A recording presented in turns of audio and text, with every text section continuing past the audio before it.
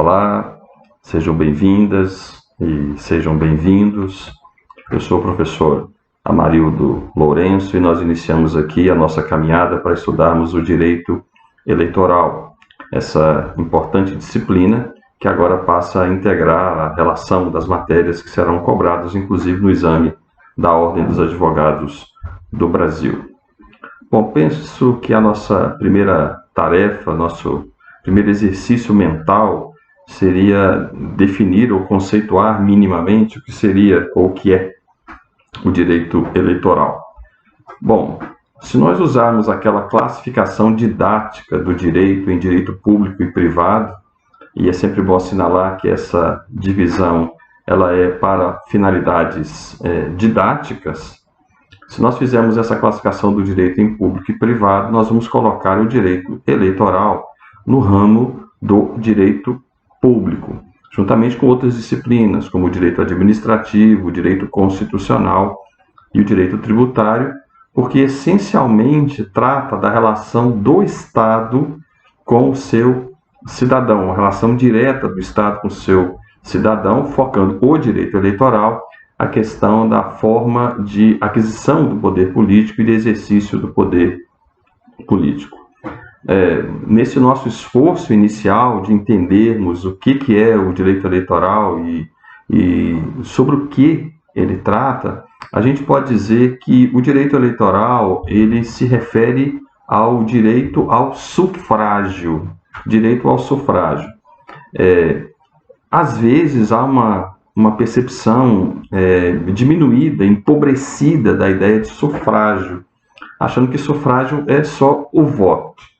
Não, sufrágio, o direito de sufrágio é o direito de participação política. E a participação política é mais ampla do que puramente o direito de votar.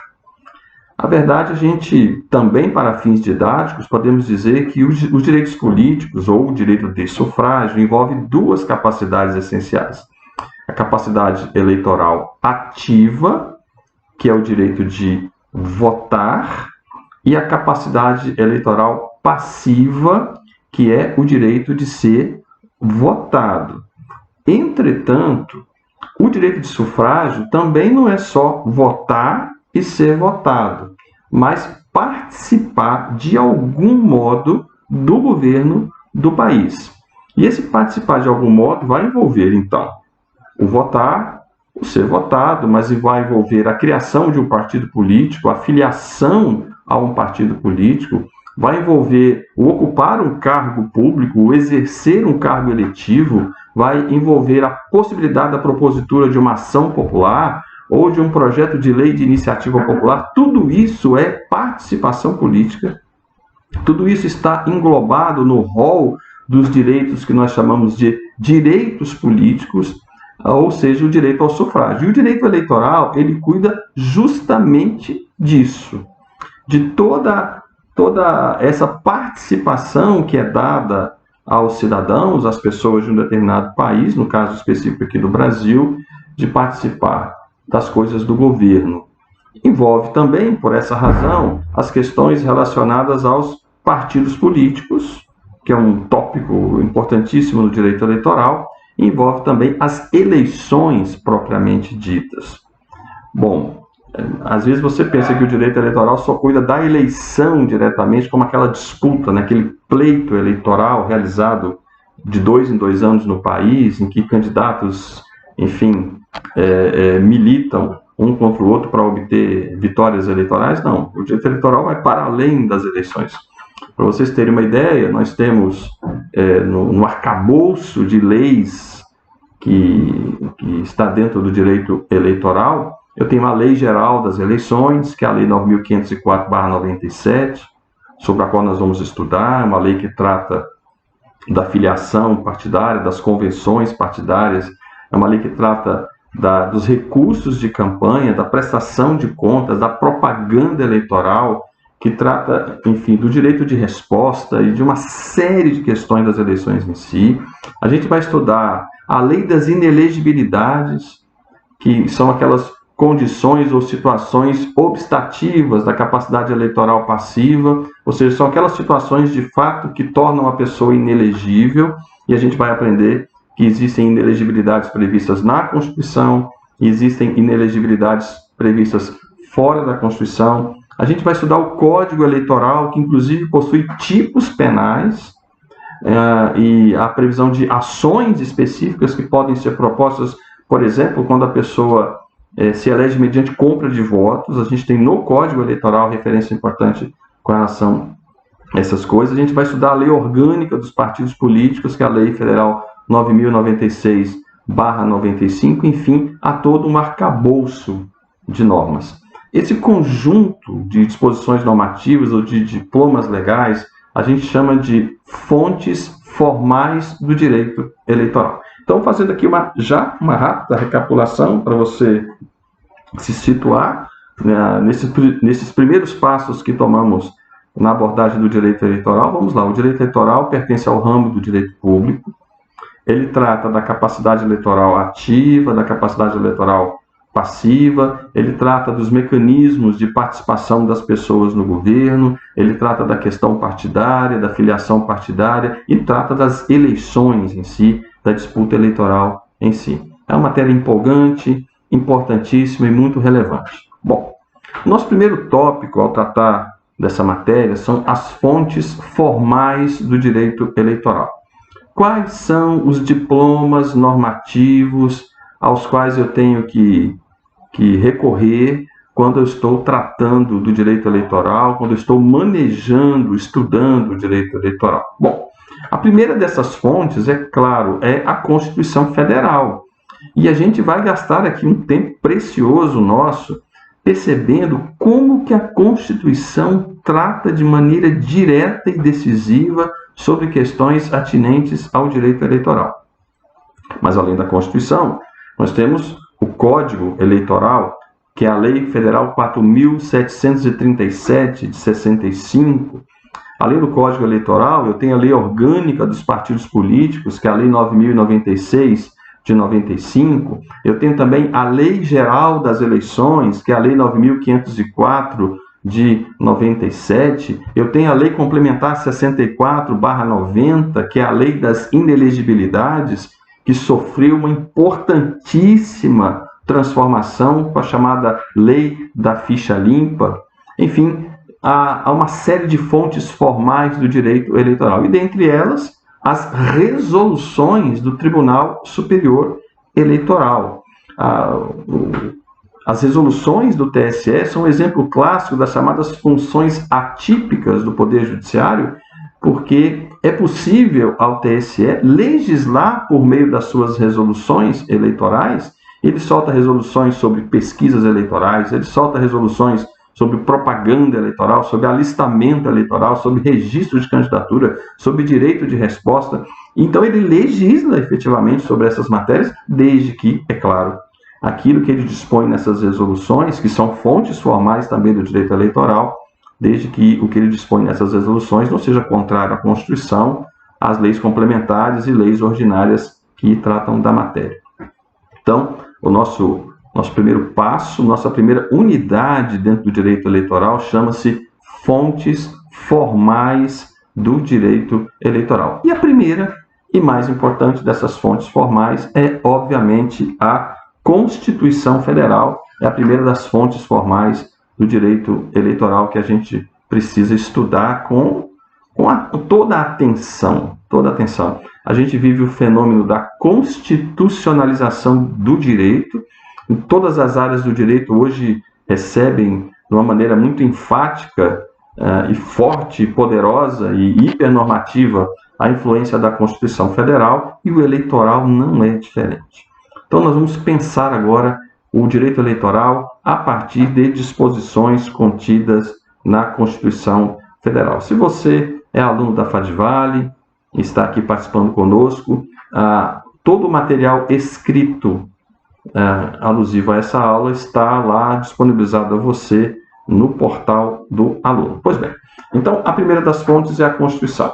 E o primeiro dispositivo constitucional, de maneira mais direta, de que queremos tratar quando tratamos do direito eleitoral é o artigo 14 da Constituição.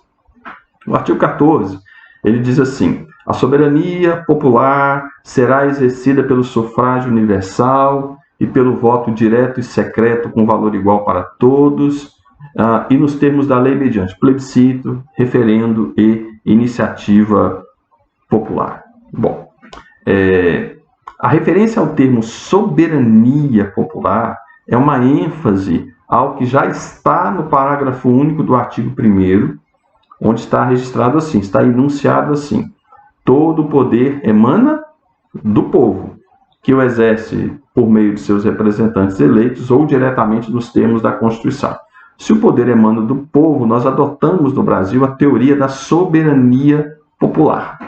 Vem o 14, então, e aprofunda um pouco mais essa questão já tratada vestibularmente no parágrafo único do artigo 1º, ao dizer que nós adotamos a soberania popular. O artigo 14 vem dizer que a soberania popular, a expressão aparece expressamente no texto, a soberania popular será exercida pelo sufrágio universal. Essa é uma expressão importante para o direito eleitoral, sufrágio universal. Lembra que eu disse há poucos minutos que o sufrágio não é só o voto. O sufrágio é o direito de participação política, que envolve o votar, o ser votado, o criar o partido, o inscrever-se no partido, envolve procuração popular, exercer cargo público, concorrer a cargos públicos, etc. Enfim, participar do governo, do Estado, das atividades do Estado de alguma maneira. E vem o texto constitucional dizer para mim e para você que aqui no Brasil a soberania popular será exercida por meio do sufrágio universal. Para você entender o que é o sufrágio universal, você precisa entender o contrário dele. O contrário do sufrágio universal é o sufrágio restrito.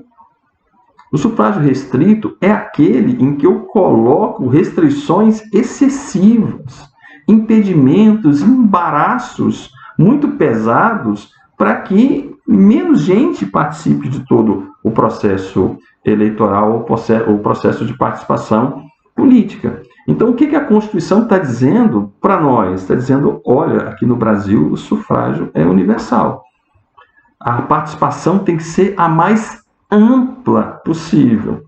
Isso quer dizer, por exemplo, que eu não posso adotar no Brasil o sufrágio censitário, que já foi adotado na realidade brasileira, nos tempos do Brasil Império, em que a pessoa tinha que ter uma renda anual para poder ter direito de votar e ser votado.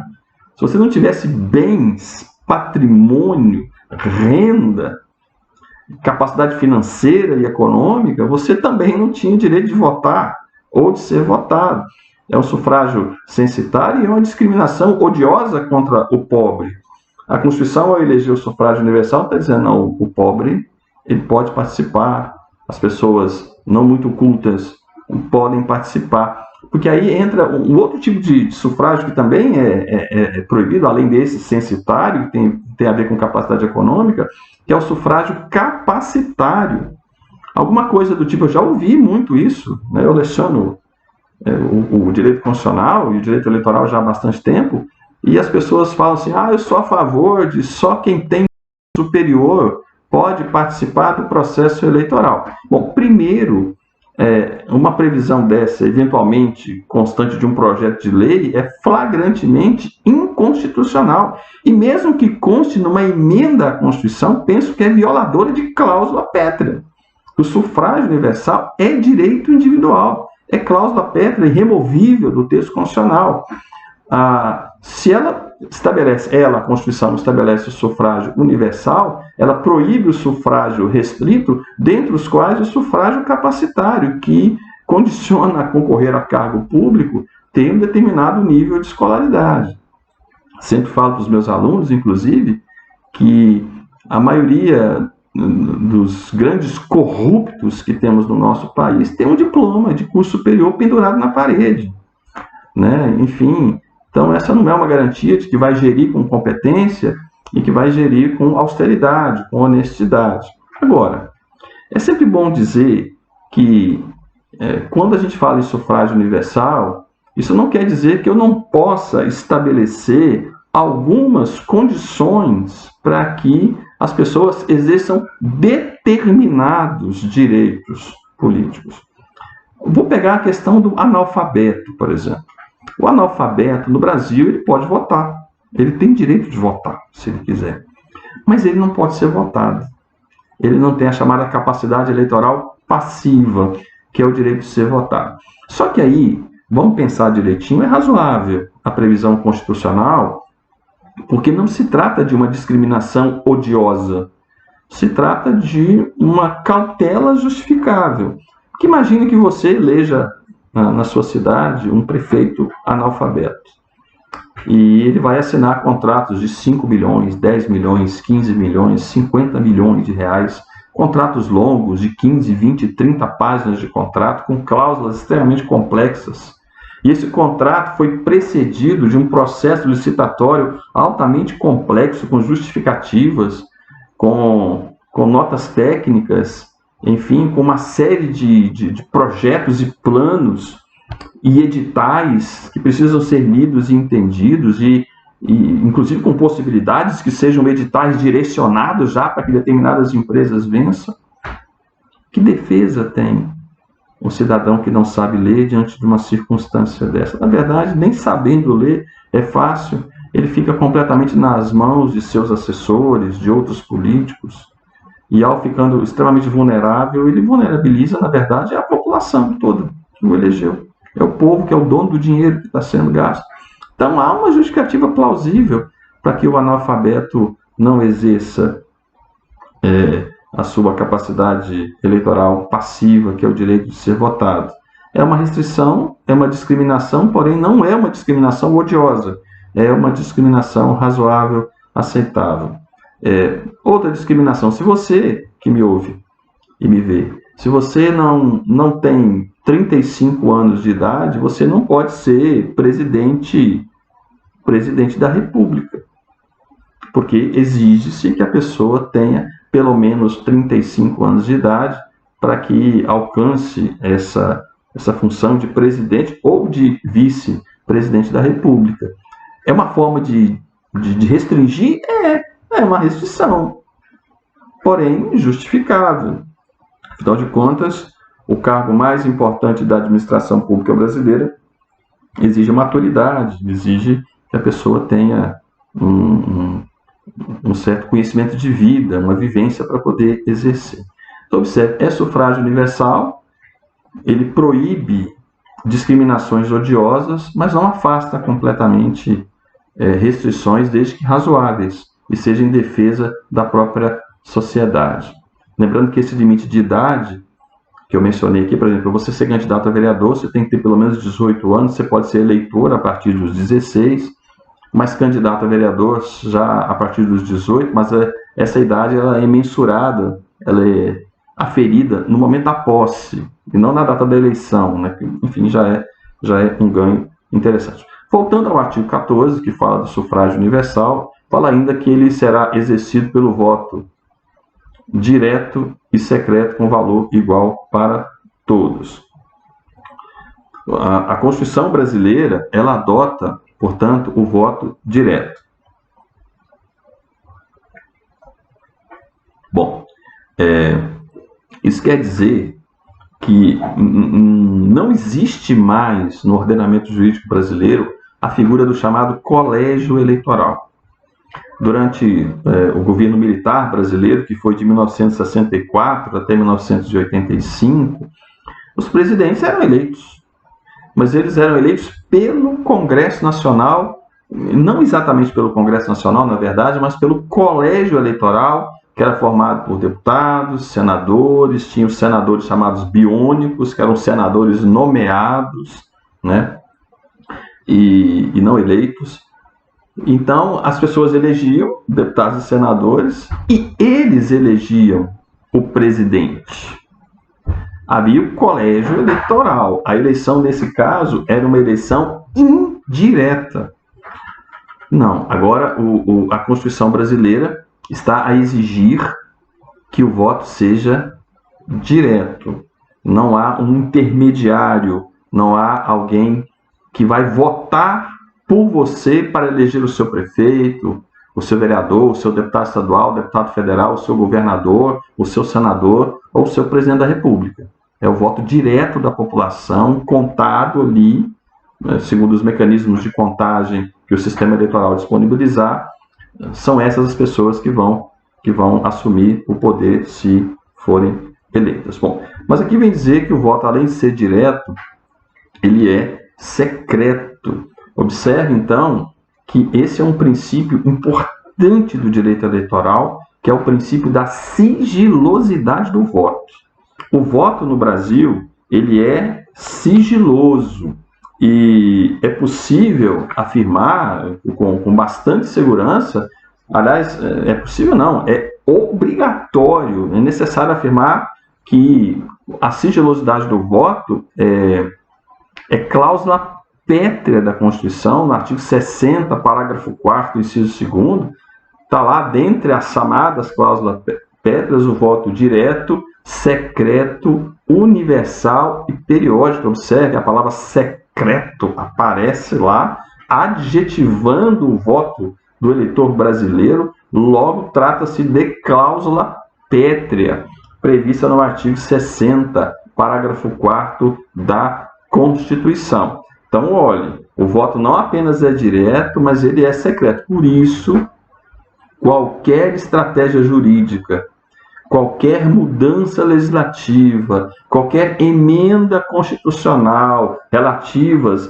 às eleições que venha de algum modo colocar em risco a sigilosidade do voto é inconstitucional, é violador de cláusula pétrea. Eventuais alterações que se faça com relação à urna eletrônica, para que a urna forneça um extrato que seja visível ao eleitor logo após o seu voto, a gente pode até analisar essa possibilidade. Eu penso que não é descartável do ponto de vista constitucional trabalhar com essa possibilidade, desde que eu tenha absoluta segurança de que não há possibilidade de se quebrar o sigilo do voto, porque é cláusula pétrea da Constituição Federal. Observe como que um termo, uma expressão constitucional tem uma incidência tão direta no processo eleitoral brasileiro. E, por fim, vem aqui a cabeça do artigo 14, dizer ainda que o voto, além de ser secreto,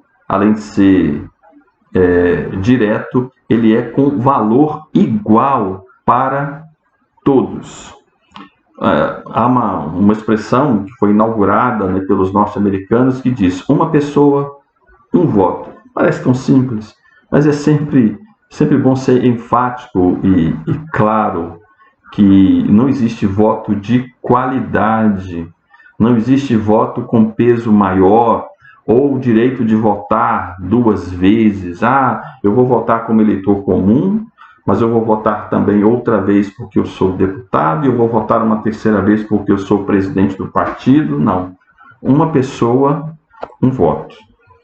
O voto é com valor igual para todos. Essa previsão igualitária, ela nivela todos os eleitores, pelo menos do ponto de vista formal, né? Pobres e ricos, intelectuais e incultos, homens e mulheres, nordestinos e sudestinos, todos têm o voto exatamente com o mesmo valor, e o nome disso é democracia. O nome disso é soberania popular. Então, essa é uma base importante de igualdade e que vai realizar um influxo também igualmente importante sobre todas as normas que dizem respeito ao direito eleitoral. Então, dentro dessa fonte formal do direito eleitoral, que é a Constituição Federal, a primeira das fontes formais que nós vamos estudar, essa questão da soberania popular é importantíssima que vocês se lembrem disso. Isso é fundamental, isso é essencial, isso é basilar, né, para a percepção, para o entendimento que seja o direito eleitoral. Mas prosseguindo aqui no artigo 14 da Constituição Federal, ele se desdobra em parágrafos, incisos e alíneas, e a gente precisa entender, então, o que consta aqui. Diz assim, olha, parágrafo 1º, Você pode acompanhar na sua Constituição. Parágrafo 1º. O alistamento eleitoral e o voto são obrigatório para os maiores de 18 anos, facultativos para os analfabetos, os maiores de 70 e os maiores de 16 e menores de 18 anos. E vem acrescentar que não podem alistar-se como eleitores os estrangeiros e, durante o período de serviço militar obrigatório, os conscritos. Vamos entender aqui. O tópico que eu vou estudar com você agora, que eu vou comentar aqui com você, é alistamento eleitoral e o voto.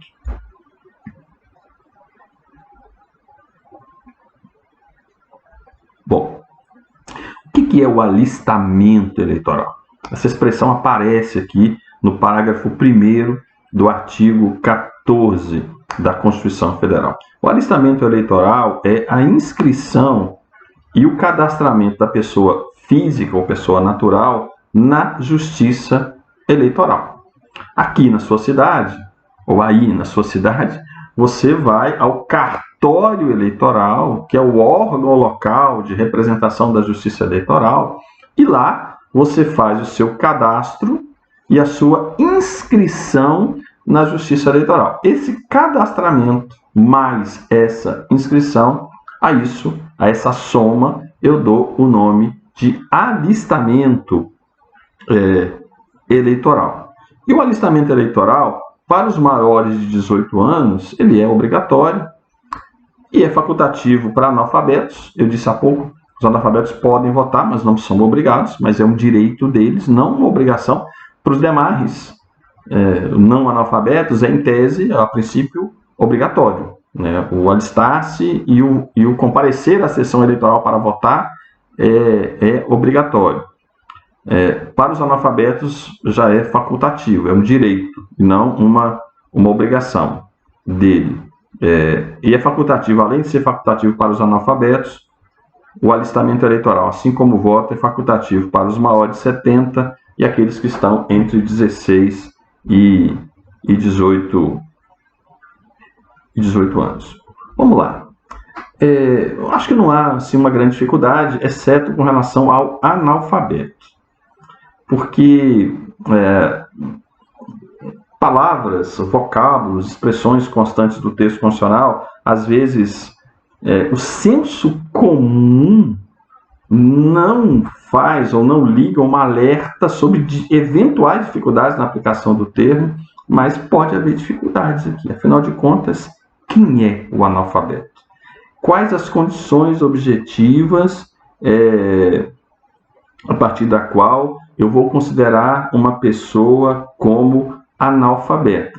Eu quero dizer que nós vamos tratar nessas aulas que teremos sobre as inelegibilidades ou as condições de elegibilidade, e ali especificamente nós vamos aprofundar um pouco mais no conceito de analfabetismo para a Justiça Eleitoral, mas nós vamos ver que, considerando o princípio do sufrágio universal como desdobramento da soberania popular, a Justiça Eleitoral não tem sido extremamente rigorosa com relação ao conceito de analfabeto.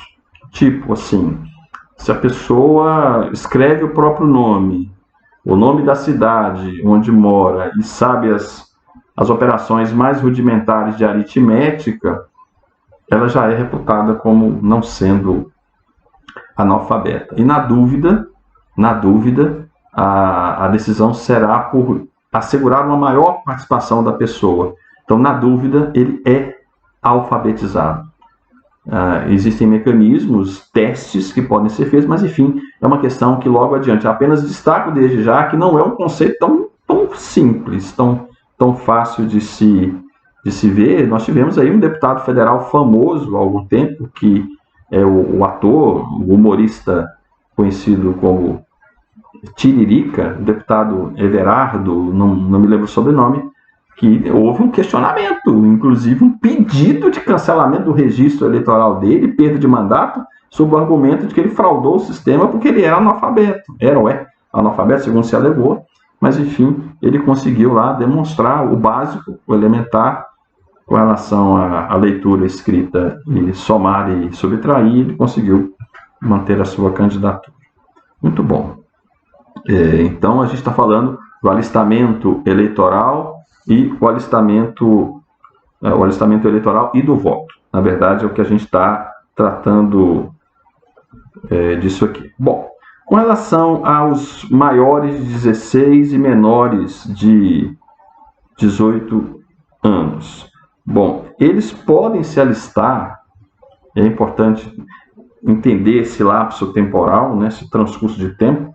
Eles podem se alistar se eles fizerem 16 anos até a data do primeiro turno, a data prevista para o primeiro turno. Então, se você está lá com alguém com 15 anos de idade e há uma previsão de que ele complete os 16 anos até o dia da eleição, o dia em que se ocorrerá o primeiro turno da eleição, ele pode se alistar e ele pode votar. Agora, a pessoa que tem entre 16 e 18 anos, ela pode estar em juízo para discutir a sua própria inscrição eleitoral? Sim.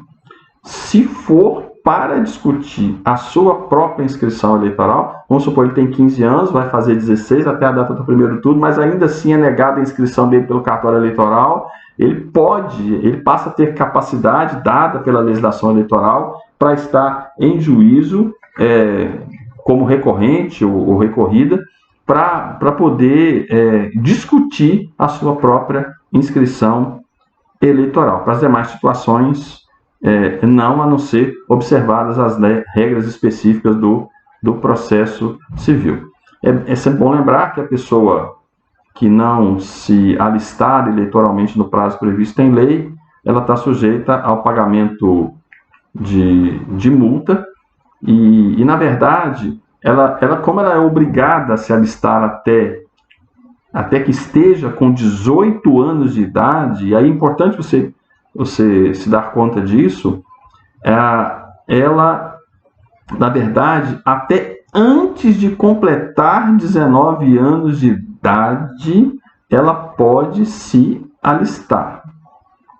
Percebeu? Porque até quando ela estiver com 18 anos, 11 meses e 29 dias, ela não está com 19 anos de idade, está com 18 e ainda está dentro do prazo para poder fazer o seu alistamento eleitoral. Então, é isso. Bom, sobre alistamento eleitoral, a Constituição Federal, ela veda 2 alistamentos. Ela veda o alistamento do estrangeiro e o alistamento do conscrito. A palavra é essa, conscrito. Bom, por que o estrangeiro não pode fazer alistamento eleitoral? Eu faço essa pergunta quase que retórica, né? Porque eu tenho certeza que você sabe disso. Porque a participação política é para os nacionais, são para as pessoas que têm a nacionalidade brasileira, são para essas pessoas apenas. Vale dizer que o naturalizado ele já não é mais estrangeiro, né? Ele é brasileiro. Então, o estrangeiro que não pode se alistar na Justiça Eleitoral por uma razão simples, na verdade, de que ele não tem direito de participação política porque ele não é um nacional, ele não é um brasileiro. Mas há uma vedação também com relação aos conscritos, que eles também não podem se alistar durante o período de serviço militar obrigatório. Quem são os conscritos? Quem são essas pessoas? Quem são os conscritos? Bom, são aquelas pessoas que estão a prestar o serviço militar obrigatório. E durante o serviço militar obrigatório, se eles não estavam inscritos, eles não podem se inscrever. Eles não podem promover o seu alistamento eleitoral. A própria Justiça Eleitoral, em reiteradas manifestações, dizem que as pessoas que estão no período de conscrição militar, elas não podem se alistar e, caso já tenham se alistado, elas não podem votar. A conscrição que aquela separação da pessoa, para que naquele período ele esteja se dedicando ao serviço militar, afasta da pessoa a sua capacidade eleitoral ativa e a sua capacidade eleitoral passiva, por influxo da norma constitucional e por entendimento já fixado pelo Tribunal Superior Eleitoral. Bom, e aí é bom dizer isso, que por falar em Tribunal Superior Eleitoral, que o Tribunal Superior Eleitoral, o TSE, entende ou ele estende o conceito de conscrito para algumas pessoas, como o aluno de órgão de formação da reserva. Então, se ele está em algum órgão de formação da reserva durante o seu período como aluno, ele é considerado conscrito. E também são considerados conscritos os médicos, dentistas, farmacêuticos e veterinários, aos quais se aplica a vedação de alistamento e a proibição de votação durante a conscrição, ainda que anteriormente alistados, né? A legislação aplicada ou aplicável ao serviço militar prevê que essas 4 categorias profissionais, médicos, dentistas, farmacêuticos, veterinários, se eventualmente foram liberados do cumprimento para poderem cursar essas matérias, eles depois podem ser convocados a prestar serviço militar, e nesse período de conscrição, de convocação, eles são chamados de conscritos também, e a eles também se aplicam as vedações de alistamento eleitoral previstos na Constituição Federal. Então, observe que a gente está avançando dentro dessa fonte formal do direito eleitoral, que é a Constituição Federal. A gente falou sobre a cabeça do artigo 14, que trata da questão da soberania popular. Depois a gente acabou de falar sobre alistamento eleitoral e o voto. E a gente fala agora das chamadas condições de elegibilidade, que estão previstas no artigo 3º, no parágrafo 3º do artigo 14 da Constituição Federal. Muito bom. Condições de elegibilidade. Eu quero que você, por favor, preste atenção no que eu vou lhe dizer, a máxima atenção que você puder me emprestar, porque você não pode confundir condições de elegibilidade com situações ou causas de inelegibilidade. As condições de elegibilidade diz respeito a requisitos constitucionais para que a pessoa exerça a sua capacidade eleitoral passiva, que é o direito de ser votado. Então a Constituição vem e fala o seguinte: olha, para que você tenha o direito de ser votado, o direito de ser candidato, você tem que atender tais e tais condições sobre as quais nós falaremos daqui a pouquinho. Já os casos de inelegibilidade, que é uma matéria que está logo ali na frente, é o próximo tópico aqui da nossa análise, já acontece o seguinte: a pessoa atende às condições de elegibilidade. Ela tem nacionalidade brasileira, ela está no exercício de seus direitos políticos, ela está afiliada a partido político, ela reside na circunscrição do pleito. Então, tudo que a Constituição exige para que ela seja candidata, ela atende. Porém, aconteceu algo na vida dela, algum fato negativo na vida dela, ou alguma situação fática, como, por exemplo, exercer determinado cargo político sem ter se afastado dele no tempo determinado, que a torna inelegível.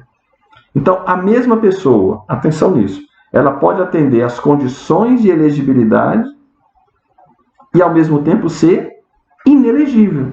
Porque, a despeito de atender às condições de elegibilidade do parágrafo 3º do artigo 14 da Constituição, ela cai em alguma situação de inelegibilidade que seja prevista na própria Constituição, a gente vai ver situações, ou na legislação infraconstitucional. Aliás, essa é uma explicação que eu preciso lhe dar. A própria Constituição Federal, por uma opção do Constituinte, ela prevê alguns casos de ou situações de inelegibilidade.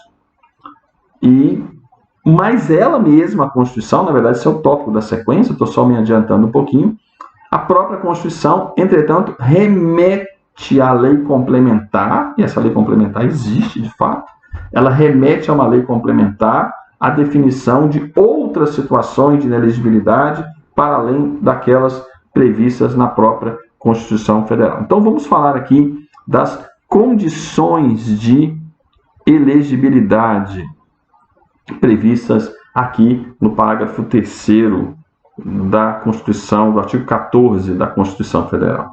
A primeira condição de elegibilidade é a nacionalidade brasileira.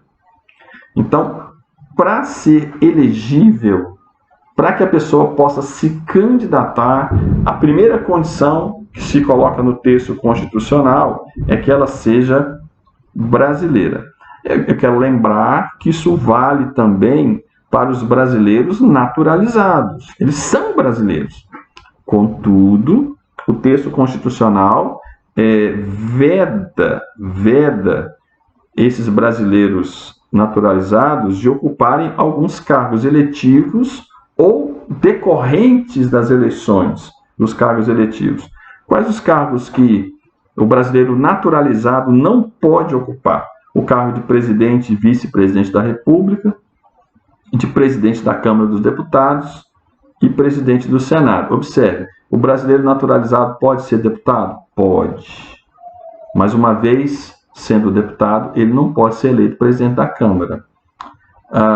O brasileiro naturalizado pode ser eleito senador? Pode. Mas uma vez eleito senador, ele não pode ser eleito presidente do Senado. Por quê? Porque uma vez eleito presidente do Senado ou presidente da Câmara, ele entra na linha sucessória do presidente da República. E a Constituição a Constituição Federal não quer que o naturalizado, aquele que originariamente era estrangeiro, assuma, nem que seja temporariamente, a presidência da República. Primeiro requisito, nacionalidade brasileira. Segundo requisito, pleno exercício de direitos políticos. O artigo 15 da Constituição trata das situações em que os direitos políticos são suspensos ou perdidos. Se a pessoa está incluída em causa de perda ou suspensão de direitos políticos, ela não atende uma condição de elegibilidade. A gente vai também cuidar disso aqui com calma, mas, por exemplo, se eu tenho uma sentença penal condenatória transitada em julgado contra mim, enquanto perdurarem os efeitos dessa condenação criminal transitada em julgado, eu não estarei no gozo dos meus direitos políticos, portanto, eu não atenderei a essa condição de elegibilidade prevista na Constituição, que está no pleno exercício dos direitos políticos. A terceira condição de elegibilidade é o alistamento eleitoral. É claro que se a pessoa não se alista como eleitora perante a Justiça Eleitoral, ela também não poderá se candidatar. O requisito para que alguém seja candidato é que esse alguém seja eleitor, seja inscrito na Justiça Eleitoral como eleitor. A quarta condição de elegibilidade é que a pessoa tenha o domicílio eleitoral na circunscrição do pleito. Bom, circunscrição eleitoral é um conceito do direito eleitoral. Inclusive, a própria Constituição comete um equívoco quando trata da inelegibilidade reflexa, em que fala da jurisdição do titular. Em matéria eleitoral não se fala com relação a essas vedações de jurisdição, mas de circunscrição eleitoral. É o termo mais adequado. Muito bom. Segundo o artigo 9 da Lei Federal 9.504, que é a Lei Geral das Eleições, o candidato, a pessoa, para concorrer às eleições, ela tem que residir ou ter o seu domicílio eleitoral na circunscrição eleitoral no prazo de 6 meses. Eu tenho que residir ou ter o meu domicílio eleitoral naquela localidade em que eu vou concorrer há pelo menos 6 meses antes das eleições. né? Essa é uma exigência. Eu trato aqui de domicílio eleitoral. Agora, recentemente, houve uma discussão com relação ao ex-juiz Sérgio Moro, que acena aí com a possibilidade de se candidatar a senador pelo estado de São Paulo. Ele era juiz no Paraná, depois foi ser ministro em Brasília, depois foi trabalhar numa empresa em que ele ficava fora do Brasil, retornou ao Brasil e diz agora que será candidato a alguma coisa, não sei se será de fato, pelo estado de São Paulo. Então já há uma discussão sobre a questão do domicílio eleitoral dele. Não é a questão se eu escolho onde eu vou ser candidato. Você pode até escolher. Mas você, segundo a Constituição Federal, tem que ter o domicílio eleitoral na circunscrição eleitoral e pela Lei 9.504 você tem que estar ali com o seu domicílio eleitoral há pelo menos 6 meses. Se você mudar para a cidade faltando 5 meses para as eleições, você pode até transferir, poderia, em tese, né, transferir o seu título eleitoral para lá, mas não se candidatar, porque você teria que residir lá pelo menos 6 meses, conforme exige a Constituição Federal. A circunscrição eleitoral é o quê? É o espaço geográfico onde se disputa uma determinada eleição. Na eleição presidencial, qual que é a circunscrição eleitoral? É o país inteiro, evidentemente, no caso de eleição presidencial. Para governador, deputado federal, estadual, senador, a circunscrição eleitoral é o estado. E para prefeito, vice-prefeito e vereadores, a circunscrição é o município. O fato é que o domicílio eleitoral, com antecedência de 6 meses, é condição de elegibilidade. Uma outra condição de elegibilidade é a filiação partidária. No Brasil não existe candidaturas independentes. A pessoa só pode se candidatar se estiver filiada a partido político. Os partidos, então, são mecanismos indispensáveis na democracia brasileira. Ninguém se candidata fora de partido. E, mais uma vez, remetido à legislação infraconstitucional, de novo, a Lei 9.504, ela estabelece que, para concorrer às eleições, o candidato deverá estar com a filiação deferida pelo partido no prazo de 6 meses também. Eu tenho que estar filiado àquele partido há pelo menos 6 meses antes das eleições. É condição para que eu possa me candidatar por aquele partido.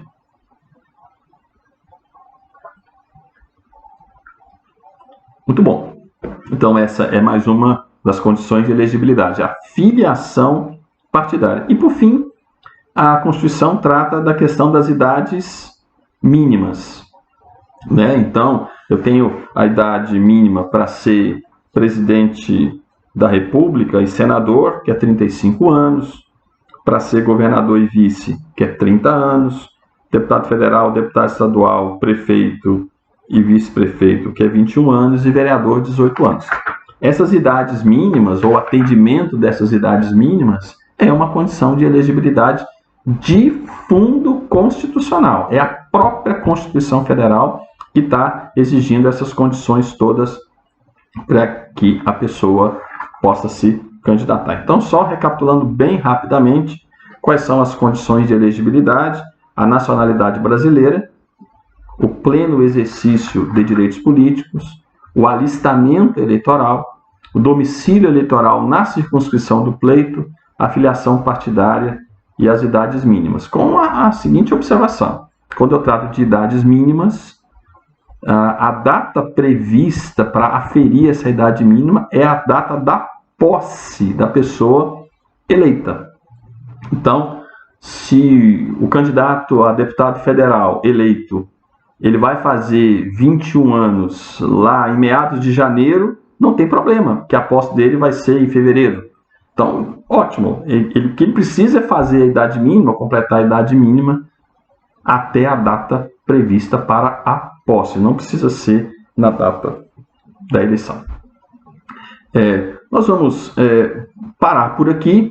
Na próxima aula, nós entraremos num assunto extremamente importante, que são as inelegibilidades. Trataremos das inelegibilidades conforme previstas na Constituição Federal. Foi um prazer estar com você e em breve a gente volta com mais uma aula. Até logo mais.